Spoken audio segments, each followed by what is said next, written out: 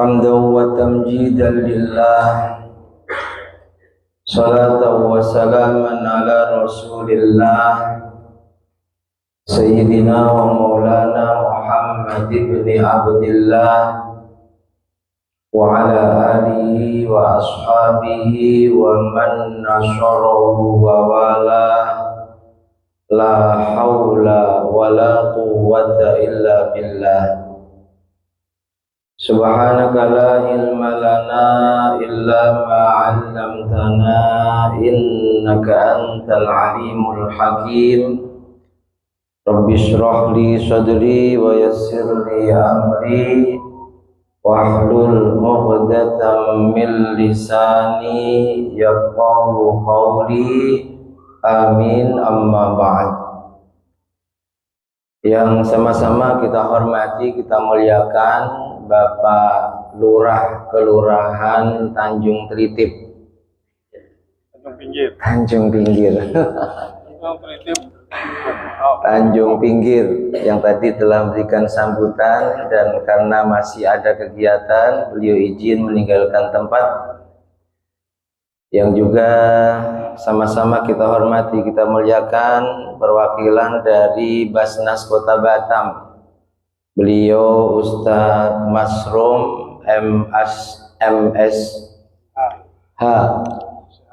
MSH, kalau di Indonesia MSJ. Beliau S2-nya dari Malaysia, itu gelarnya MSH. Beliau wakil ketua 1 Basnas Kota Batam. Yang juga sama-sama kita hormati, kita muliakan segenap jajaran pengurus dan Dewan Kemakmuran Masjid Al-Ikhlas Perumahan Sangrila. Yang kami hormati, kami muliakan segenap jajaran pengurus cabang IPIM Kecamatan Sekupang, terkhusus ketuanya, sahabat kami, senior kami, ini sama-sama alumni Lirboyo. Mungkin banyak yang nggak tahu, beliau ini asli alumni Lirboyo, ya. Jadi senior kami satu alma mater, dan segenap jajaran pengurusnya yang kami hormati, kami muliakan. Tentunya tidak ketinggalan pengurus daerah IPIM Kota Batam yang hadir di malam hari ini. Saya selaku ketua 2 dan beliau sekretaris umum Kiai Ahmad Jamjudi Saud yang tadi telah menyampaikan sambutan mewakili ketum beliau Kiai Yamin Al-Hafidh, para a'immatil masajid dan musola se-Kecamatan Sekupang, semuanya yang juga sangat kami hormati, kami muliakan. Mengingat waktu yang sudah jam 10:15, hamdalah sholawat, kami mengikuti hamdalah sholawatnya para kiai sebelum kami. Malam hari ini, sebagaimana halaqah-halaqah ilmiah sebelumnya di beberapa kecamatan, kami diberi amanat untuk menyampaikan materi yang dalam pandangan pengurus harian PD IPIM Kota Batam sangat perlu dipahami oleh segenap imam, baik imam masjid maupun imam musola yang ada di Kota Batam. Materi tersebut adalah adabul a'immah, adab atau etika yang perlu dijaga oleh seorang imam. Yang dimaksud imam di sini imam sholat fardu 5 waktu, ya, bukan imam masjid. Kalau imam masjid itu tugasnya sangat banyak, mulai dari orang mau melahirkan sampai lahir, sampai akikah, sampai khitan, sampai nikahan, sampai bangun rumah, apalagi sampai mati, Bahkan sesudah mati ada imam yang spesialis ahli fardu kifayah. Kalau di Batam Kota itu yang terkenal Kiai Rohis Imam Masjid Darussalam, Sekupang yang sering saya lihat aktif di media sosial itu Ustadz Eko ya, luar biasa untuk pelaksanaan fardu kifayahnya. Itu semua tugas imam masjid. Malam hari ini kalau membahas tentang tugas sekaligus etika menjadi seorang imam masjid, tentu waktu tidak cukup, sehingga kita khususkan fokus pada etika yang perlu dijaga oleh seseorang ketika menjadi imam sholat fardu, ketika menjadi imam sholat jamaah. Para kiai, para imam yang kami hormati, kami muliakan, bersyukurlah ketika Allah takdirkan kita menjadi imam sholat, karena beliau Nabi Muhammad SAW mendoakan khusus para imam sholat. Dalam hadis beliau katakan, al-imamu dhaminun wal muadzinu mu'tamanun. Allahumma arsyidil a'immah waghfir lil muadzinin. Nabi katakan imam itu orang yang punya tanggung jawab besar sebagai dhamin, penanggung. Dhamin yang nanggung sholatnya jamaah itu imam. Besar tanggung jawabnya. Makanya saya pernah baca berita imam Masjidil Haram, juga Masjid Nabawi, karena melihat begitu besar tanggung jawabnya tentang keabsahan sholat jamaah. Sekali sholat kalau di Masjidil Haram, Masjid Nabawi bisa 1 juta makmum itu. Gaji para imam Masjidil Haram itu dikasih cek kosong dari kerajaan, suruh ngisi semaunya. Masya Allah. Ada kira-kira imam masjid Sekupang yang DKM-nya seperti itu? Ustaz, isi saja Ustaz, mau berapa?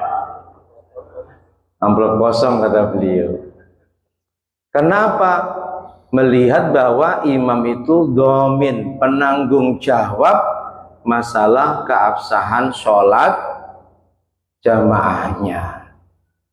Wal muadzin mu'taman, kalau muadzin itu orang yang mendapatkan amanat untuk menjaga sholat masuk waktu, kewajiban dia mengingatkan umat Islam bahwa sholat sudah masuk waktunya agar segera siap-siap mengerjakan sholat. Lalu Nabi mendoakan, Allahumma arsyidil a'immah, ya Allah, untuk para imam sholat, arsyid, tolong terus bimbing mereka. Tolong terus bimbing mereka. Kita didoakan Nabi agar terus mendapatkan irsyad, bimbingannya Allah. Sehingga sekali lagi perlu kita syukuri ketika Allah takdirkan kita dengan segala kekurangan kelebihan kita menjadi seorang imam. Muadzin didoakan, waghfir lil muadzinin, semoga para muadzin, terlebih yang azannya benar-benar ikhlas karena Allah. Nah, ini di Batam sulit, sebab rata-rata di Batam, khususnya yang di Batamnya, bukan di hinterland, itu azannya bergaji, berbayar, ya. Padahal di antara umatnya Nabi Muhammad yang dijamin masuk surga tanpa hisab itu muadzin, orang orang yang selalu adzan tapi tanpa gaji karena Allah sulit. Gaji agak mundur sedikit saja, adzannya malas. Nah, ya.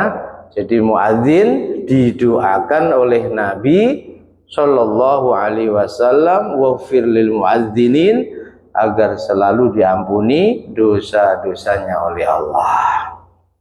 Ini hadis untuk menyemangati para imam. Tentunya saya juga pengalaman menjadi imam lumayan lama ya. Sekarang sudah enggak bisa bagi waktu lagi. Masuk Batam menjadi imam Masjid Al-Qadar Bengkong 2 tahun. Lalu pindah ke Costa Rica At-Taubah 7 tahun. Sekarang sudah istirahat, gak bisa waktu, terlalu capek. PP Bengkong Batam Kota, Bengkong Batam Kota. Yang masih jadi imam, bersyukurlah. Kemudian para kiai, para imam, selanjutnya petunjuk Rasulullah Shallallahu Alaihi Wasallam tentang siapa sih sebenarnya yang layak menjadi imam. Hadis riwayat sahabat Ibnu Mas'ud, Nabi Shallallahu Alaihi Wasallam bersabda, ya ummul qaum aqra'uhum li kitabillah. Yang layak menjadi imam itu urutannya pertama aqra'uhum li kitabillah. Orang yang paling bagus bacaannya membaca Al-Qur'an. Aqra'uhum di sini para ulama ahli tafsir menjelaskan punya 2 makna. Aqra'uhum yang paling banyak hafalannya, aqra'uhum yang paling bagus bacaannya. Karena ada orang yang hafal Al-Qur'an bacaannya tidak begitu bagus. Ada yang baca hafalan Qur'annya tidak banyak, sedikit. Paling juz 30, itu pun tidak semua, tapi bacaannya bagus, ngalahkan yang hafal Quran. Maka ulama memberikan penjelasan aqra'uhum di sini itu adalah 1, mereka yang banyak hafalannya, 2, mereka yang paling bagus bacaannya. Fa in kanu fil qira'ah sawa, kalau bacaannya sama, hafalannya juga sama, siapa yang layak jadi imam di antara keduanya? Fa'alamuhum bis sunnah. Mereka yang paling paham tentang sunnah-sunnah Nabi. Mereka yang paling paham tentang fikih. Sebab dalam jamaah itu sangat diperlukan imam benar-benar memahami minimal fikih sholat dan fikih jamaah. Mengapa? Tadi telah beliau sampaikan banyak kasus ketika terjadi sesuatu dalam jamaah, imam ini bingung, nggak tahu solusinya. Di antaranya tadi, lupa tahiyat, sudah terlanjur berdiri tegak, makmum rame ngingatkan, yang laki baca subhanallah, yang perempuan tepuk tangan. Kalau nggak paham fikih jamaah, bisa jadi duduk kembali, padahal itu bisa membatalkan sholatnya.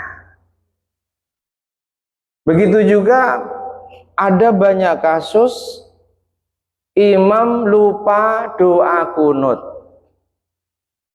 Sudah terlanjur sujud, dengar makmumnya subhanallah, dengar makmumnya tepuk tangan, bahkan ada makmumnya yang jahil mengingatkannya lupa kunut. Sudah terlanjur sujud, kalau nggak paham fikih, Bisa jadi dia berdiri kembali untuk doa, padahal itu bisa membatalkan sholatnya. Sholat id juga begitu, terkadang lupa takbir di rakaat pertama 7, di rakaat kedua 5. Saya punya pengalaman. Awal di Batam itu saya punya kawan Ustadz Rafiq namanya. Dulu di Lirboyo seangkatan, sebantal, seaktivitas. Waktu itu Batam itu masih rame-ramenya. Semalam itu terkadang karena kerjaannya itu sip-sipan, sholat tarawih bisa dikerjakan sampai 4 sip. Pokoknya panen lah kawan kami itu. Terkadang semalam itu awal isya dia ngimami tarawih, nanti jam 10 ada tarawih lagi, seterusnya. Saat sholat Idul Fitri, beliau didaulat untuk menjadi khotib sekaligus imam. Ini santri loh Lirboyo, itu saja bisa nggak paham. Jadi beliau ketika mau sholat ya beliau jelaskan tata caranya sholat. Nanti di rakaat pertama setelah takbiratul ihram sebelum Fatihah takbir 7, rakaat kedua dijelaskan. Tapi namanya manusia, ketika di rakaat pertama setelah takbiratul ihram iftitah langsung Fatihah, lupa takbir yang 7. Dilanjutkan sholatnya. Nanti jangan sampai lupa lagi di rakaat kedua. Qadarullah di rakaat kedua lupa juga. Lupa juga. Akhirnya habis sholat lari ke Bengkong, ke tempat kami, ke tempat kontrakan kami. Nanya, saya bukakan kitabnya. Takbir yang 7 dan 5 dalam sholat id itu hukumnya sunnah hayat. Jadi kalau sunnah hayat ya lupa, bahkan disengaja nggak baca takbir itu tidak masalah. Baru pelong. Belum lagi masalah istikhlaf. Makanya banyak ulama-ulama kita yang meskipun redaksi hadisnya itu aqra'uhum, yang paling layak menjadi imam sholat itu adalah yang paling bagus bacaannya, meskipun bunyi redaksi hadisnya aqra'uhum. Ini mayoritas ulama kita arti aqra'uhum di sana itu ai afqahum, yang paling paham masalah fikih. Sebab apa?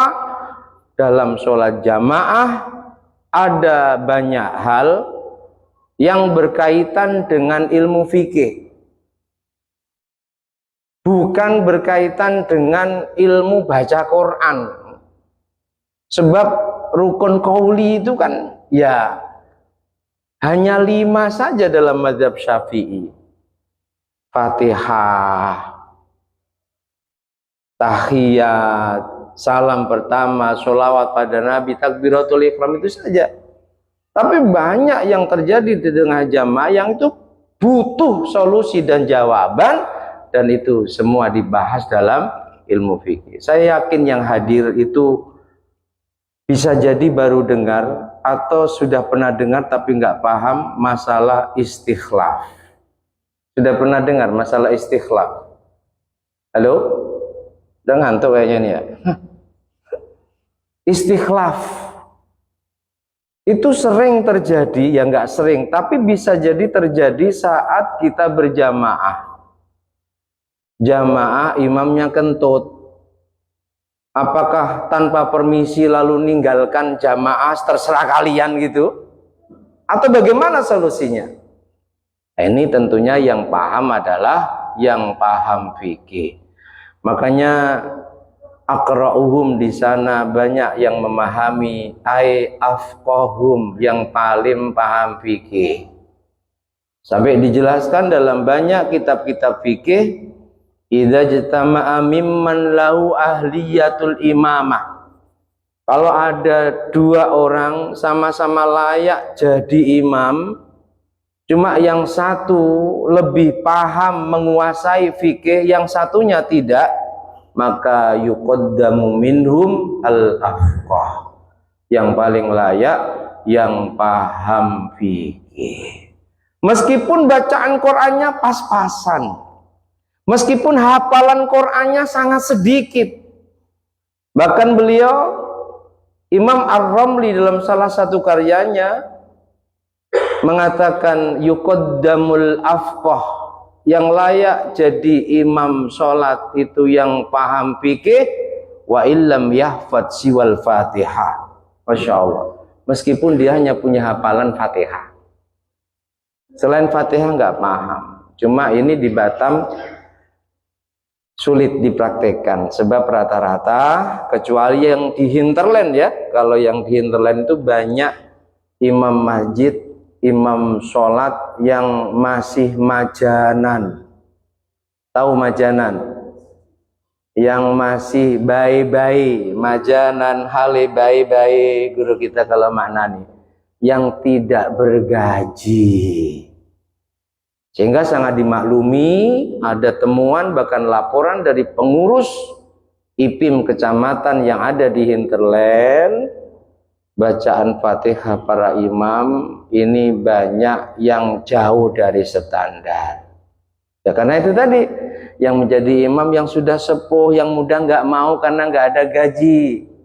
Kecuali masjid-masjid yang kerjasama dengan DSNI, diutus dari DSNI ya istilahnya ya, Batamindo itu ya.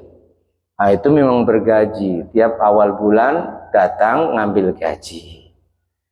Jadi seorang imam masjid tidak cukup hanya bagus bacaannya, tidak cukup hanya banyak hafalannya, tapi seorang imam masjid harus selalu, bahasa beliau tadi, mengupdate pengetahuan keimamannya, terkhusus mengupdate minimal ilmu fikih sholat dan ilmu fikih jamaahnya. Sebab sekali lagi banyak masalah yang terjadi di tengah jamaah yang itu butuh jawaban serta solusi.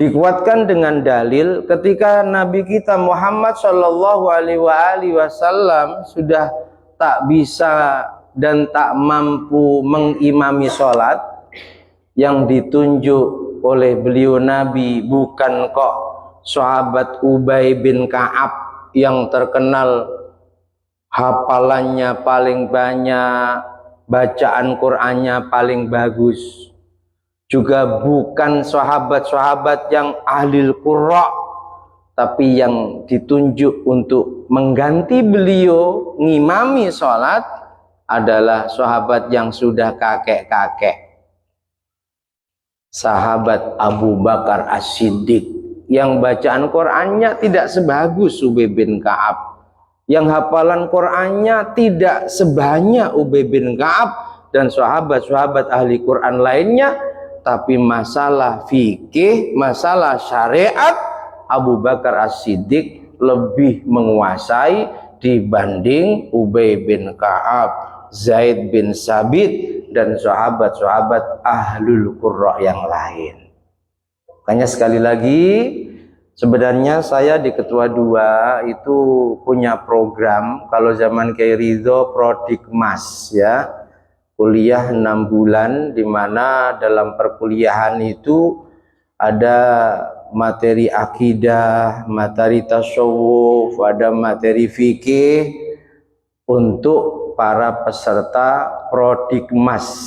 Prodikmas itu singkatannya program pendidikan dan pelatihan para imam masjid. Nanti selesai kuliah di wisuda kecil-kecilan dapat semacam ijazah, tapi bukan ijazah palsu ya, ijazah asli dari pengurus syariat IPIM. Cuma itu butuh dana besar. Di zaman Kiai Lukman Rifai hanya menjadi program yang tidak bisa direalisasikan. Di zaman Kiai Ridho alhamdulillah berjalan.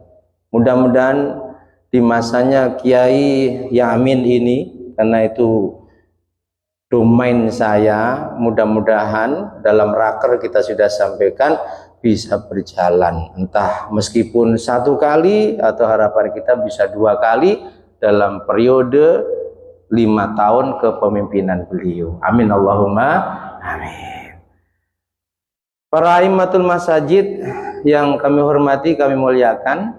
Sekarang kita fokus pada materi yang akan kita kaji. Tapi waktu sudah jam berapa ini ya? Kita singkat saja ya. Imam Al-Ghazali, semua pasti pernah dengar minimal, bahkan mungkin paham tentang biografi dan karya-karyanya. Itu menjelaskan 8 perkara ini harus dijaga oleh seorang imam sholat. Beliau jelaskan dalam salah satu karyanya, Bidayatul Hidayah. Lil imam, kata beliau, bagi imam sholat adabun samaniyah, ada 8 adab yang harus dijaga. 8 adab itu, 1 ayyukhafifas sholat, imam sholatnya jangan kelamaan. Banyak riwayat sahabat yang ketika ngimami kelamaan sampai satu ketika ada yang mufarokoh, lalu dia nggak terima, memarahi sahabat yang mufarokoh pun nggak terima, lapor pada Nabi. Yang ditegur keras itu imamnya, bukan makmumnya yang mufarokoh. Banyak riwayat sahabat itu yang sholatnya cepat, bahkan sahih hadisnya dalam Riyadhus Shalihin ada, dalam Sahih Bukhari, Sahih Muslim ada sahabat itu yang senangnya surat Ikhlas luar biasa. Ketika diutus Nabi untuk menjadi imam ketika ada peperangan, itu setiap ngimami tidak ada yang dibaca kecuali surat Ikhlas. Sahabat komplain, jadi itulah repotnya menjadi imam. Kelamaan dikomplain, terlalu cepat juga dikomplain. Singkat cerita, ketika sahabat komplain, ini yang keutus ketika ngimami kami hanya surah Ikhlas saja yang dibaca. Lalu Nabi coba tanya, apa alasan dia kok sampai surah Ikhlas saja yang dibaca? Dia bacaannya banyak, hafalannya banyak. Singkat cerita ditanya dan sahabat itu menjawab, karena aku mencintai surah Ikhlas, sebab di dalamnya menjelaskan tentang sebagian sifatnya Allah. Allah Maha Esa, Allah tidak beranak, tidak diperanakkan, dan seterusnya. Disampaikan Nabi katakan, sampaikan padanya, Jibril tadi memberitahukanku karena cintanya dia pada surah Ikhlas, sebab di dalamnya menjelaskan tentang sebagian sifat-sifat Allah. Allah sangat mencintainya. Tapi kalau imam berbayar, jangan, bisa dipecat langsung sama DKM. Makanya di kampung itu hafal Quran kiai-kiai kita, khususnya kalau maghrib, yakul yakulhu.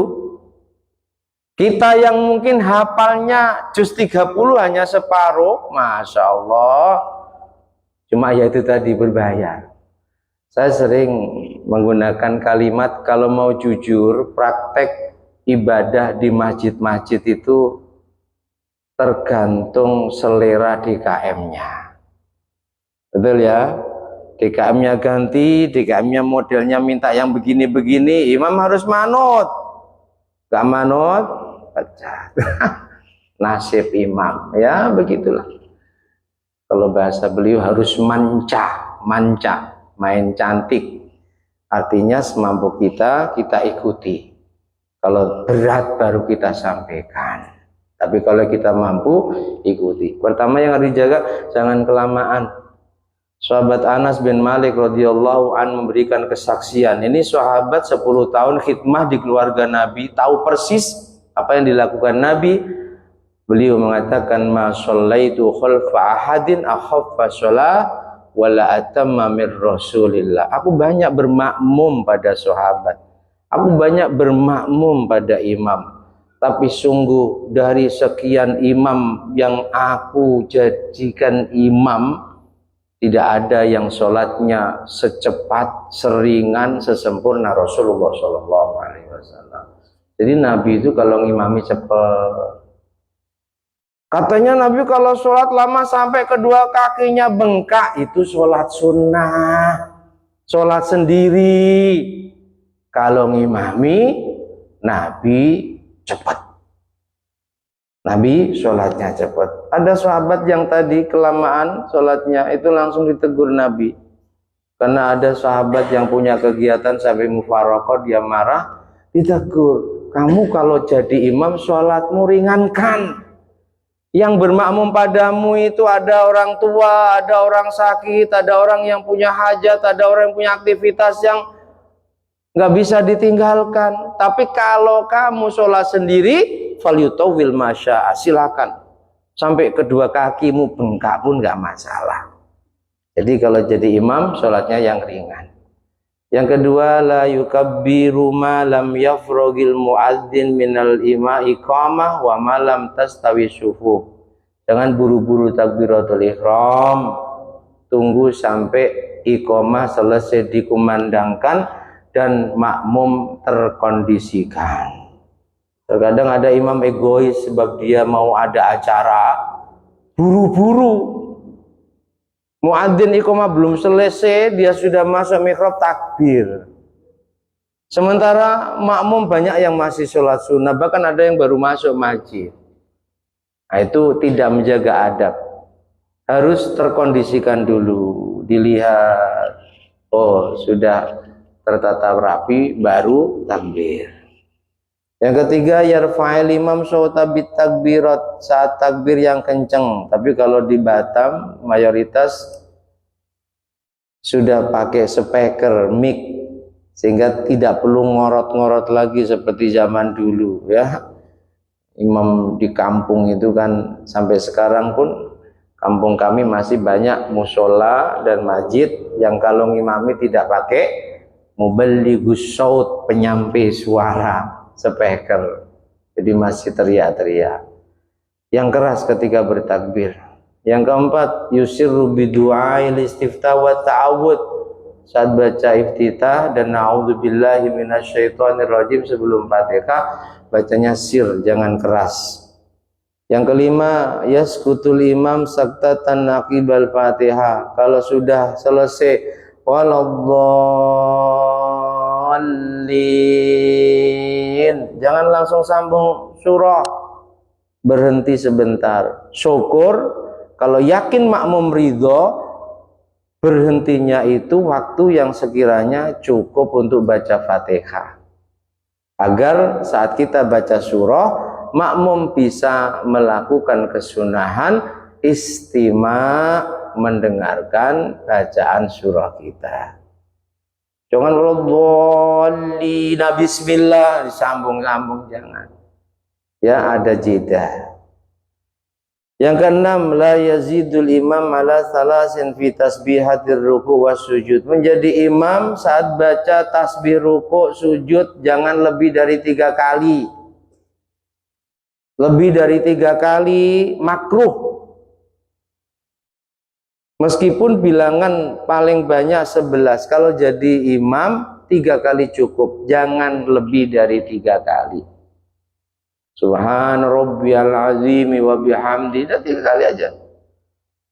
Sujud juga begitu. Kalau mau nambahkan doa rukuk, doa sujud saat sholat sendiri. Ini Imam Ghazali loh, yang dalam bidayah, kalau kita ngaji bidayah itu doa rukuk panjang, doa sujud panjang, itu kalau sholat sendiri. Kalau jadi imam cukup tasbih 3 kali, jangan ditambah hitungannya. Yang ketujuh, la yazidu ba'da tasyahudil awal ba'da qawli Allahumma shalli ala Muhammad. Setelah tahiyat awal, sholawatnya cukup pada Nabi, jangan ditambahkan. Jadi imam tidak disunahkan bersolawat pada keluarga Nabi di tahiyat awal. Di tahiyat akhir sunnah, wa ala ali sayyidina Muhammad itu sunnah. Bukan wajib, bukan rukun sholat. Jadi andai kita ngimami surah Allahumma sholli ala sayyidina Muhammad, assalamualaikum, sudah sah. Cuma disunahkan wa ala ali sayyidina Muhammad. Dan yang kedelapan, yaktasiru fil rak'atainil akhirah, di 2 rakaat yang terakhir jangan tambahkan surah. Dalam mazhab Syafi'i tidak disunahkan membaca surah atau sebagian ayat Quran di 2 rakaat yang terakhir. Cukup Fatihah saja. Cukup Fatihah saja. Ini para imamatul masajid, 8 perkara yang kata Imam Al-Ghazali harus benar-benar dipahami oleh seorang imam, dan mudah-mudahan ini ada DKM juga mau memahaminya, sehingga kalau imam itu sholatnya nggak terlalu lama, oh memang ada aturannya. Kadang kan DKM itu mintanya harus ayat-ayat panjang. Ya, kalau masjid jenengan ribut, sakar pedi enak itu. Insya Allah ya, kadang ada DKM yang seperti itu.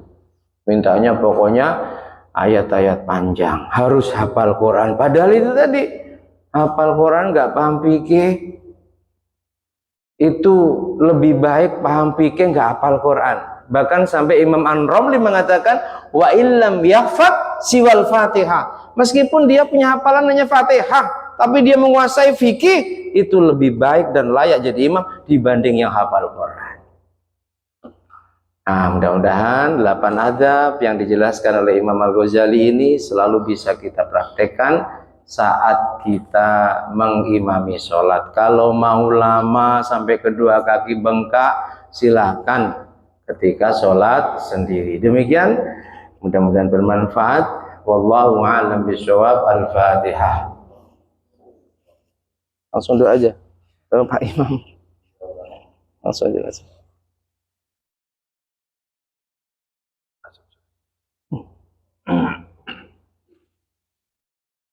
Allahumma shalli wa sallim wa barik ala sayyidina Muhammad wa ala ali sayyidina Muhammad. Alhamdulillahi rabbil alamin, hamdan shakirin hamdan na'imin, hamdan yuwafi ni'amahu wa yukafi mazid. Ya Rabbana lakal hamdu wa lakal jalali wa lakal tahmid wa 'azimi sultan. Allahumma ighfir lana wa li walidayna warhamhum kama rabbawna shighara. ولجميع المؤمنين والمؤمنات والمسلمين والمسلمات الأحياء منهم والأموات برحمتك يا أرحم الراحمين. ربنا ظلمنا أنفسنا وإن لم تغفر لنا وترحمنا لنكونن من الخاسرين. ربنا هب لنا من أزواجنا وذرياتنا قرة أعين واجعلنا للمتقين إماما. Amin ya Allah. ربنا آتنا في الدنيا حسنة وفي الآخرة حسنة وقنا عذاب النار. وصلى الله على سيدنا محمد وعلى آله وصحبه أجمعين. دورهم فيها سبحانك اللهم وتحيتهم فيها سلام وآخر دعواهم الحمد لله رب العالمين. تقبل الله منا.